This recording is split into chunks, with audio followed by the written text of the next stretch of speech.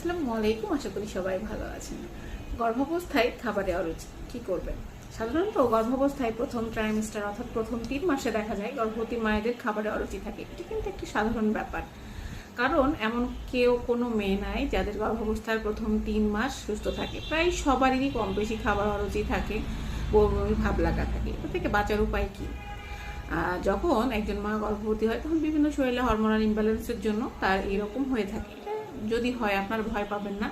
এটা হলে আপনি একজন গাইনি ডক্টরের শরণাপন্ন হবেন। এই সময় আমরা কিছু গ্যাস্ট্রিকের ওষুধ, খাবার রুচি বাড়ানোর জন্য ডম্পাইরন টাইপ ওষুধ, তারপরে হচ্ছে আপনার বমির জন্য কিছু ওষুধ দিয়ে থাকি এবং আপনাকে কিছু উপদেশ দেই। সেটা হচ্ছে যে আপনি ভাজা পোড়া বা খুব মশলাযুক্ত খাবার খাবেন না। আপনি খুব সিম্পল খাবার খাবেন এবং যতটুকু পারবেন শুকনো খাবার খাওয়ার চেষ্টা করবেন।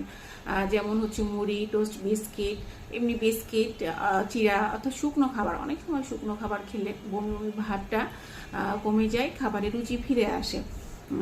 একবারেই খেতে পারছেন না, পানি খেতে পারছেন না, সেক্ষেত্রে আমরা বলি যে আপনাকে পানি খাওয়ার পরিমাণটি ঠিক রাখতে হবে। হ্যাঁ, অনেকে পানি খেতে পারে না, সেক্ষেত্রে আমি যেটা বলি যে পানি খেতে না পারলে পানি জাতীয় খাবারগুলো যেমন ডাবের পানি, যে কোনো ফলের শরবত অথবা এইসব ফুলের ভুষির শরবত বা হচ্ছে পানির সাথে একটু লবণ বা চিনি মিশিয়ে যেভাবে হোক আপনাকে খেতে হবে, কারণ এই সময় ডিহাইড্রেশনে থাকা যাবে না।